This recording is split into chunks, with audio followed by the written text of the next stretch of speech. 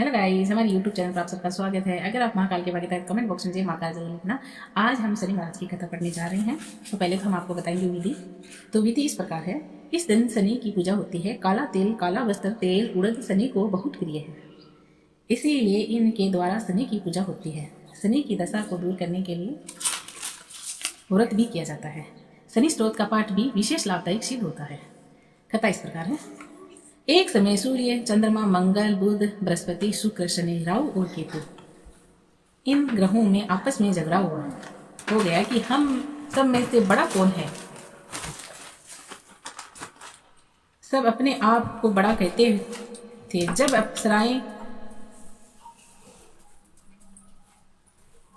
जब आपस में कोई निश्चय न हो सका तो सब के सब आपस में झगड़ते हुए इंद्र के पास गए और कहने लगे कि आप सब देवताओं के राजा हो, इसीलिए आप हमारा न्याय करके बतलाओ कि हम 9 ग्रहों में सबसे बड़ा कौन है। राजा इंद्र इनका प्रश्न सुनकर घबरा गए और कहने लगे कि मुझ में यह सामर्थ्य नहीं है जो किसी को बड़ा या छोटा बतलाऊं। मैं अपने मुख से कुछ नहीं कह सकता हूँ। हाँ, एक उपाय हो सकता है। इस समय पृथ्वी पर राजा विक्रमादित्य दूसरों के हित दुखों को निवारण करने वाले हैं, इसीलिए तुम सब मिलकर उन्हीं के पास जाओ, वही तुम्हारे दुखों का निवारण करेंगे। ऐसा वचन सुनकर सभी ग्रह देवता चलकर भूलोक में राजा विक्रमादित्य की सभा में जाकर उपस्थित हुए और अपना प्रश्न राजा के सामने रखा। राजा उनकी बात सुनकर बड़ी चिंता में पड़ गए कि मैं अपने मुख से किसको बड़ा या किसको छोटा बतलाऊं। जिसको छोटा बतलाऊंगा वही क्रोध करेगा, परंतु उनका झगड़ा निपटाने के लिए एक उपाय सोचा। उन्होंने सोचा कि चांदी, सोने, कौन सा, पित्तल, सीसा, रंगा, जस्ता, अभ्रक और लोहा 9 धातुओं के 9 आसन बनाए। सब आसन को क्रम से, जैसे सोना सबसे पहले और लोहा सबसे पीछे गया। इसके पश्चात राजा ने सब ग्रहों से कहा कि आप सब अपने अपने सिंहासनों पर बैठे। जिसका सिंहासन सबसे आगे वह सबसे बड़े और जिसका आसन सबसे पीछे वह सबसे छोटा जाने, क्योंकि लोहा सबसे पीछे था और वह शनिदेव का आसन था। इसीलिए शनिदेव ने समझ लिया कि राजा ने मुझको सबसे छोटा बना दिया है। इस पर शनिदेव को बड़ा क्रोध आया और कहा कि राजा, तू मेरे पराक्रम को नहीं जानता। सूर्य एक राशि पर 1 महीना, चंद्रमा 2.25 महीना 2 दिन, मंगल 1.5 महीना, बृहस्पति 13 महीना, बुध और शुक्र 1 महीने, परंतु मैं एक राशि पर 2.5 अथवा 7 साल तक रहता हूँ। बड़े बड़े देवता को भी मैंने भीषण दुख दिया। राजा सुनो, राम जी को सारी शक्ति आई और वनवास हो गया और रावण पर आई, तो राम और लक्ष्मण ने सेना लेकर लंका पर चढ़ाई कर दी, रावण के कुल का नाश कर दिया। हे राजा, अब तुम सावधान रहना। राजा कहने लगा, जो कुछ भाग्य में होगा देखा जाएगा। उसके बाद अन्य ग्रह तो प्रसन्न के साथ चले गए, परंतु शनिदेव बड़े क्रोध के साथ वहां से सिधारे। कुछ काल व्यतीत हो जाने पर जब राजाओं 7.5 की दशा आई तो शनिदेव घोड़े के सौदागर बनकर अनेक सुंदर घोड़ों के सहित राजा की राजधानी में आए। जब राजा ने सौदागर के आने की खबर सुनी तो अवस्तपाल को अच्छे घोड़े खरीदने की आज्ञा दी। अवस्तपाल अच्छी नस्ल के घोड़े खरीद देखकर और उनका मूल्य सुनकर चकित हो गया, परंतु तुरंत ही राजा को बुलाकर खबर दी। राजा उन घोड़ों को देखकर एक अच्छा सा घोड़ा चुनकर सवार के लिए राजा घोड़े पर चढ़कर पीठ पर बैठ गए और घोड़े जोर से भागा। घोड़ा बहुत दूर एक बड़े जंगल में जाकर राजा को छोड़कर अंतर्ध्यान हो गया। इसके बाद राजा अकेला जंगल में भटकता फिरता रहा। बहुत देर के पश्चात राजा ने भूख और प्यास से दुखी होकर भटकते भटकते एक ग्वाल को देखा। ग्वाल ने राजा को प्यास से व्याकुल देखकर पानी पिलाया। राजा की उंगली में एक अंगूठी थी, उसे निकालकर प्रसन्नता के साथ ग्वाल को दे दी और शहर की ओर चल दिए। राजा शहर में पहुंचकर एक सेठ की दुकान पर जाकर बैठ गए और अपने आप को उज्जैन का रहने वाला था, अपना नाम विका बतला दिया। सेठ ने उसको कुलीन मनुष्य समझकर जल आदि पिलाए। भाग्यवश उस दिन सेठ की दुकान में बिक्री बहुत अधिक हुई। तब सेठ उसको भाग्य पुरुष से समझकर भोजन कराने के लिए अपने साथ ले गया। भोजन करते समय राजा ने आश्चर्य की बात देखी कि खूंटी पर हार लटक रहा था और खूंटी हार को निकल रही थी। भोजन के पश्चात कमरे में आने पर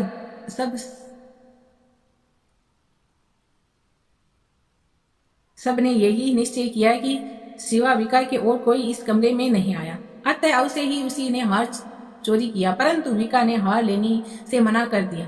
इस पर 5-7 आदमी इकट्ठे होकर उसको फौजदार के पास लाए। फौजदार ने उसको राजा के सामने उपस्थित कर दिया और कहा कि ये आदमी दो भला प्रतीत होता है, चोर मालूम नहीं होता, परंतु सेठ का कहना है कि इसके सिवा और कोई घर में आया ही नहीं, अवश्य ही इसी ने चोरी की है।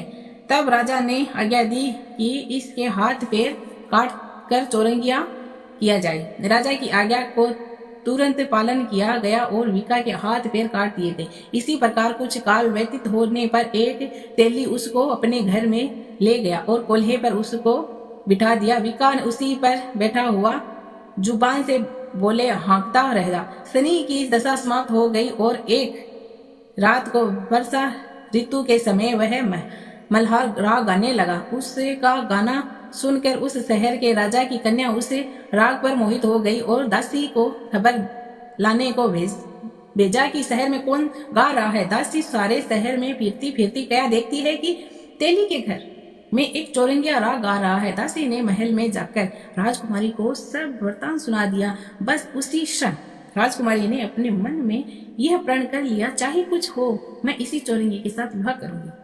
प्रातः काल होते ही जब दासी ने राजकुमारी को जगाना चाहा तो राजकुमारी अनशन व्रत लेकर पड़ रही।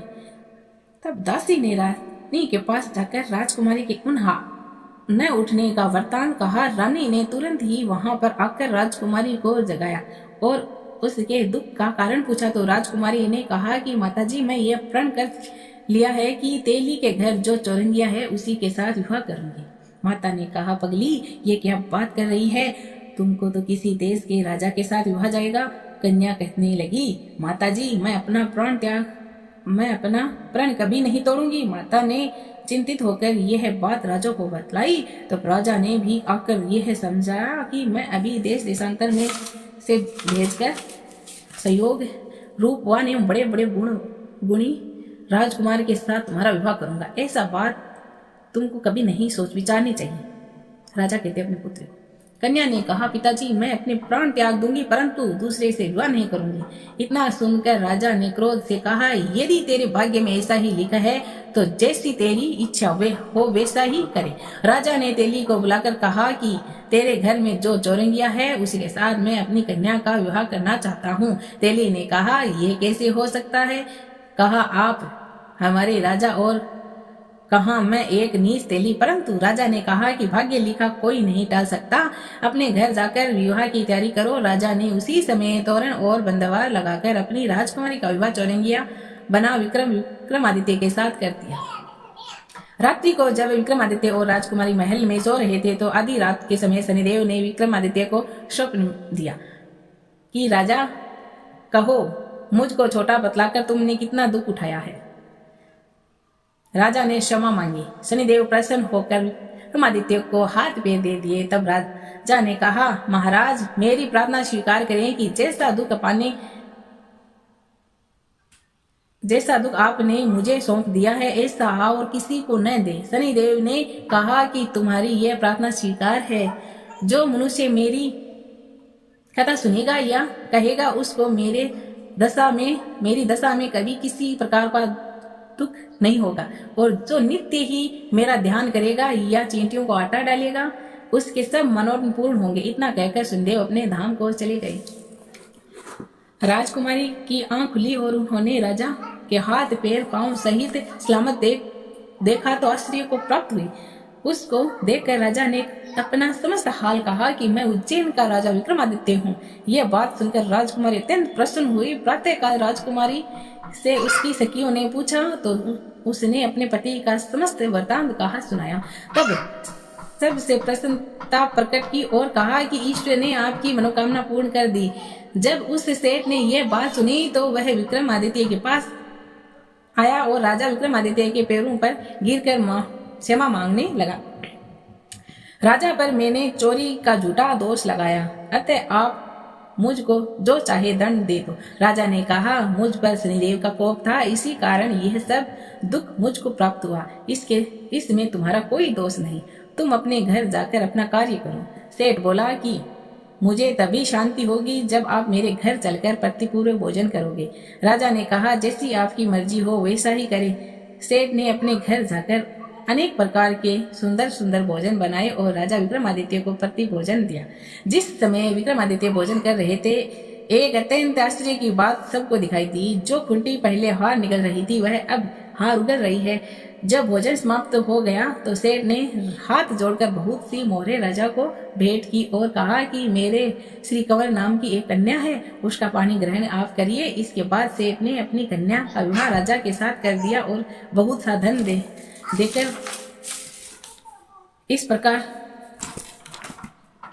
धन दहेज आदि देकर इस प्रकार कुछ दिनों तक वहां निवास करने के पश्चात विक्रमादित्य ने शहर के राजा से कहा कि अब मेरे उज्जैन जाने की इच्छा है। फिर कुछ दिन बाद विदा लेकर राजकुमारी मन भावनी सेठ की कन्या श्री कंवर था दोनों जगह के दहेज में प्राप्त अनेक दास दासी रथ और पालकियों सहित विक्रमादित्य उज्जैन की तरफ चले।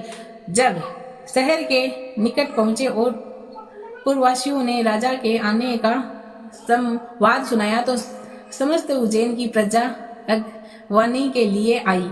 तब बड़ी प्रसन्नता से राजा अपने महल में पधारे। सारे शहर में बड़ा भारी महोत्सव मनाया गया और रात्रि को दीपमाला की गई। दूसरे दिन राजा ने शहर में यह सूचना कराई कि